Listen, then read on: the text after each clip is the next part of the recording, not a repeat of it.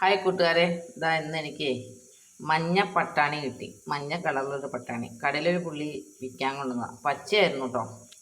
ഇത് സംശയം പോലെ വാങ്ങിച്ചത്. 1 കിലോ വാങ്ങിച്ചു, കിലോയ്ക്ക് 100 രൂപയും കൊടുത്തു. എന്നിട്ട് ഞാൻ ഇന്നലെ കൊണ്ടുവന്ന വഴി തന്നെ അത് വെള്ളത്തിലിട്ട് നന്നായിട്ട് കഴുകിയിട്ട് ഉപ്പിട്ട് വേവിച്ചു പെട്ടെന്ന് വേവുകയും ചെയ്തു കേട്ടോ.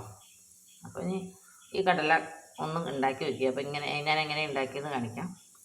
അപ്പോൾ ഞാനൊരു 2 സവാള എടുത്തു, കാന്താരിമുളക് എടുത്തു, ഇഞ്ചി എടുത്തു, 1 സ്പൂൺ മുളക് പൊടി, 2 സ്പൂൺ മല്ലിപ്പൊടി, മഞ്ഞൾപ്പൊടി, പിന്നെ ഇച്ചിരി തേങ്ങ വേണം, ഗരം മസാല വേണം. അപ്പോൾ പാൻ അടുപ്പത്ത് വെച്ച് വയ്ക്കുക. കടുക് പൊട്ടിച്ചിട്ടോ. കടുക് പൊട്ടിച്ച് ഈ സവാള ഒക്കെ ഇങ്ങനെ നന്നായിട്ട് മൂപ്പിക്കാൻ പോകുക.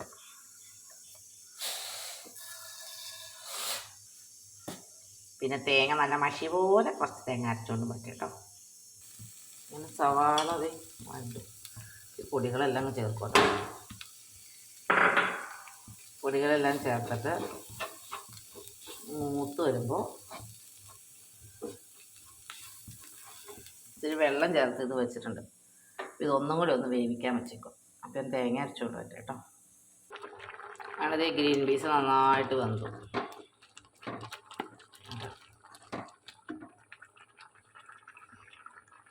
ഞാൻ അരപ്പ് ചേർക്കാൻ പോകും.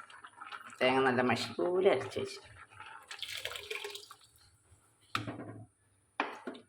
പുട്ടിനാട്ടോ.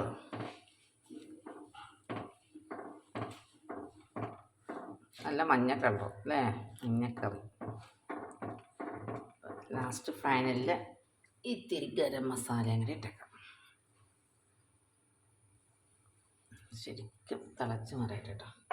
പിന്നെ ഇതിനു മുമ്പ് ഒരു വീഡിയോയിൽ ഞാൻ കോവയ്ക്ക വെയിലത്ത് വെക്കണ കാര്യം പറഞ്ഞില്ലേ, വെയിലത്ത് വെച്ച് ഇതേ 2 ദിവസത്തെ ഉണക്കോട് ഇരിപ്പുണ്ട്. ഇത് വറക്കാൻ വെച്ചിരിക്കുക. അപ്പോൾ തിളയ്ക്കുമ്പോൾ ഇത് ഉപയോഗിക്കാം.